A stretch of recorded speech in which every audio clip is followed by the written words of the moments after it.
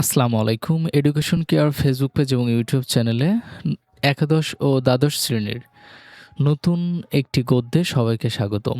সুপ্রিয় শিক্ষার্থীরা, আজকে আমরা আমাদের যে সাহিত্যপাঠ বইটি রয়েছে, এই সাহিত্যপাঠ বইয়ের যে নেকলেস গল্পটি রয়েছে, এই নেকলেস গল্পটির মূল ভাব এবং খুবই গুরুত্বপূর্ণ কিছু এমসিকিউর উত্তর থাকবে আজকের ক্লাসটিতে। তো দেরি না করে চলো শুরু করা যাক আজকের ক্লাসটি। আমরা শুরুতেই এই নেকলেস গল্পের মূল ভাবটি জেনে নিব। মানে এই নেকলেস গল্পটি মূলত যে কী বোঝানো হয়েছে এক কথায় আ মূল মেইন বিষয়টা আমরা জেনে নিব যেন আমরা হচ্ছে আমাদের যে সৃজনশীল প্রশ্নটি রয়েছে সেটা অ্যান্সার করতে পারি। এক সুন্দরী মেয়ে, নাম তার মাতিলদা। তার মানে এই যে গল্পের অর্থাৎ নেকলেস গল্পের কেন্দ্রীয় চরিত্রে কে? মাতিলদা। সে যেমন রূপবতী তেমন দারিদ্র্যের এক কেরানির ঘরে তার জন্ম। তার মনটা ছিল দামি জিনিস, জমকালো পার্টি আর উচ্চ সমাজের মানুষের মর্যাদা পাওয়ার জন্য লালায়িত।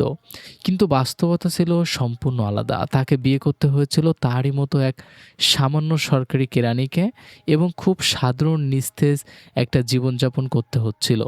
বাড়ির পুরনো আসবাব, মলিন দেওয়াল দেখে তার মন ভারী হতো। সে ভাবত, আমার তো এর চেয়ে ভালো জীবন পাওয়ার কথা ছিল। একদিন তার স্বামী আনলো এক সুখবর। শিক্ষামন্ত্রীর বাড়িতে এক জমকালো নাচের পার্টির আমন্ত্রণপত্র। স্বামী ভেবেছিল বউ খুব খুশি হবেন, কিন্তু মাতিলদার প্রথম প্রতিক্রিয়াটাই ছিল রাগ আর হতাশা। কি পারবো আমি? আমার তো কিছুই নেই। কি পরবো আমি? আমার তো কিছুই নেই। শেষ পর্যন্ত স্বামী তাকে একটা নতুন গাউন কেনার টাকা দিল। কিন্তু মাতিলদার চিন্তা আরও দূরে। গাউন হলে কি হবে? গলায় তো কোনো দামি গহনা নেই। তাই সে তার এক ধনী বান্ধবীর কাছ থেকে চমৎপ্রক এক হীরার হার ধার করে আনলো। সেই পার্টির রাতটা ছিল মাতিলদার জীবনের সেরা রাত। সে ছিল সবার মধ্যমণি, রানীর মতো সৌন্দর্য আর সম্মান পেল। সবাই তার দিকে তাকিয়েছিল, শিক্ষামন্ত্রী পর্যন্ত তার দিকে নজর দিচ্ছিলেন।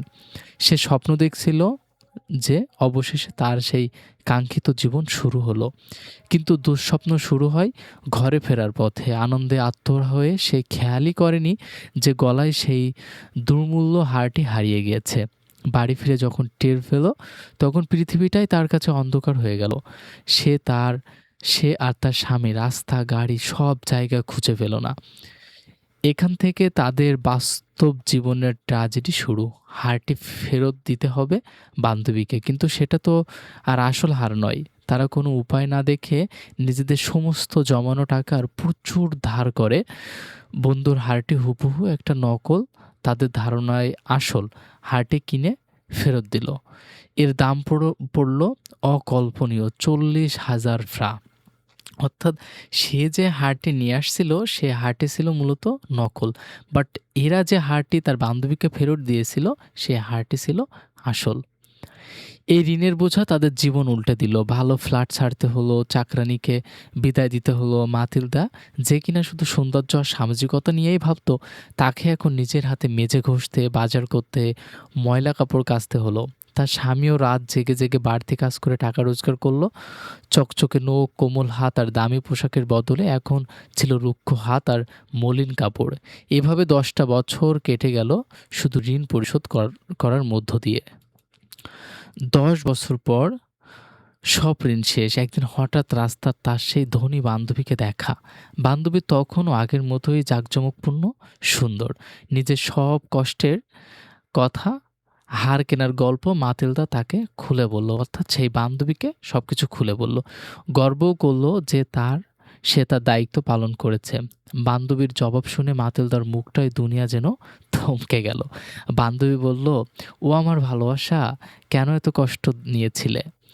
আমি তোমার যে হারটা দিয়েছিলাম সেটা তো নকল ছিল। তার দাম ছিল মাত্র ৫ ফেরাও হয়নি। অথচ সেইটা কিনতে কত টাকা দিতে হয়েছে তাকে? ৪০,০০০ ফেরা। অর্থাৎ এই গদ্যটির যে মূল কথা সেটা হলো, এই গল্পটা আমাদের শেখায় যে অনেক সময় আমরা যা চাই বা অন্যরা যা দেখায় তার পেছনে সত্যিকারের মূল্য কতটা তা বোঝা খুব জরুরি। মাতিলদা তার সুখের পুরো একটা জীবন, তার যৌবন ও সৌন্দর্য এক টুকরা নকল পাথরের জন্য বিলিয়ে দিল। কারণ সে বাইরের চাকচিক্যতা সত্যিকারের মূল্যবান ভেবে নিয়েছিল। ছিল। গল্পটির শিক্ষা হলো নিজের যা আছে তাতেই সন্তুষ্ট থাকা এবং বস্তুগত জিনিসের চেয়ে প্রকৃত সুখে মূল্য বোঝা কতটা গুরুত্বপূর্ণ। শিক্ষার্থীরা, আমরা এখন আমাদের নেকলেস গল্পের খুবই গুরুত্বপূর্ণ কিছু এমসিকিউ জেনে নিব। এই গল্পের নায়িকা কেমন একজন নারী ছিলেন? তিনি ছিলেন সুন্দরী ও তরুণী। গ নম্বরটি, নিয়তির ভুলে সে কোন পরিবারে জন্মগ্রহণ করেছে বলে মনে করত? অ্যান্সারটি হচ্ছে গ নম্বর, কেরানির পরিবারে। তার জীবনের কোন বিষয়গুলোর অভাব ছিল? খ নম্বরটি, আনন্দ ও আশা। শেষ পর্যন্ত সে কাকে বিয়ে করতে সম্মত হয়? অ্যান্সারটি হচ্ছে গ নম্বর, শিক্ষা পরিষদের এক কেরানিকে। নিজেকে সাজাতে না পারার কারণ কী ছিল? অক্ষমতা ও দারিদ্র্য। লেখক কোন গুণগুলোকে প্রকৃত আভিজাত্য বলেছেন? আম সুরুচি, বুদ্ধি ও চাতুর্য। নায়িকা কোন জিনিসগুলোর জন্য সবচেয়ে বেশি দুঃখ পেত? অ্যান্সারটি হচ্ছে গ নম্বর, বাসকক্ষের দারিদ্র্য। সে কেমন ঘরের স্বপ্ন দেখত? প্রাচ্চিত্র ও শোভিত বিলাসবহুল। সন্ধ্যাভোজের সময় স্বামী কোন উক্তিটি তাকে কষ্ট দিত? অ্যান্সারটি হচ্ছে খ, এর চেয়ে ভালো কিছু চায় না। তার প্রিয় জিনিস কোনটি ছিল না? অ্যান্সারটি হচ্ছে বই। কনভেন্টের কোন বান্ধবীর সঙ্গে তার দেখা করে তার কষ্ট হতো? খ নম্বরটি, ধনী বান্ধবীদের সাথে। স্বামী এক সন্ধ্যায় কী নিয়ে বাড়ি ফেরে? একটি আমন্ত্রণপত্র। আমন্ত্রণপত্রটি ছিল কোন অনুষ্ঠানের? একটি সরকারি বলনাচ অনুষ্ঠানের। আমন্ত্রণপত্র পেয়ে নায়িকার প্রথম প্রতিক্রিয়া কী ছিল? তিনি হচ্ছে বিদ্বেষ, রাগান্বিত, খুশি হয় নাই। সে অনুষ্ঠানে যেতে চায়নি কেন? কারণ তার পোশাকের অভাব ছিল, দামি গহনার অভাব ছিল। নতুন পোশাক কিনতে স্বামী তাকে কত টাকা দিতে রাজি হয়েছিল? 40 ফ্রা। পরে সে আর কিসের অভাবে উদ্বিগ্ন হয়? গহনা। গহনা ধার নেওয়ার পরামর্শ কে দেয়? তার স্বামী। কোন বান্ধবীর কাছ থেকে সে গহনা ধার নিয়েছিল? মাদাম ফোরস্টিয়ার। শেষ পর্যন্ত সে গহনাটি বেছে নেয় হীরার হার। বলনাচের দিনে মাদাম লুইসেল কেমন ছিল? সবচেয়ে সুন্দরী। এই মাতিলদার আরেকটি নাম কিন্তু মাদাম লুইসেল। অনুষ্ঠানে কে তার দিকে বিশেষ দৃষ্টি দিচ্ছিলেন? স্বয়ং শিক্ষামন্ত্রী। বাড়ি ফিরে আয়নার সামনে দাঁড়িয়ে সে কি আবিষ্কার করে? হার হারিয়ে গিয়েছে। হারটি কোথায় পাওয়া গেল? হারটি কোথায় পাওয়া গেল কি? না, হারটি কোথাও পাওয়া যায় নাই। হারটি ফেরত দিতে কি করতে হয়? হুবহু নতুন হার কেনা হয়। নতুন হারটির দাম কত ছিল? 36,000 ফ্রা।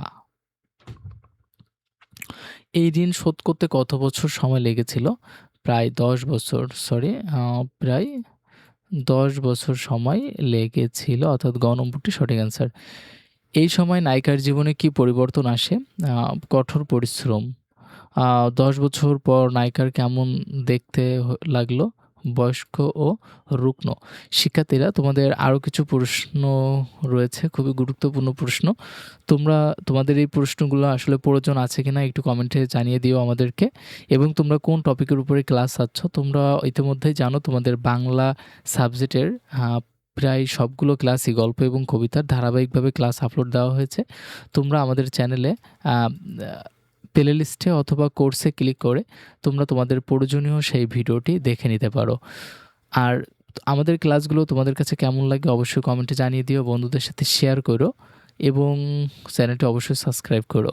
দেখা হচ্ছে পরবর্তী কোনো টপিকের, পরবর্তী কোনো সাবজেক্টের, পরবর্তী কোনো ক্লাসে। সে পর্যন্ত সকলেই ভালো থাকো, সুস্থ থাকো। আল্লাহ হাফেজ।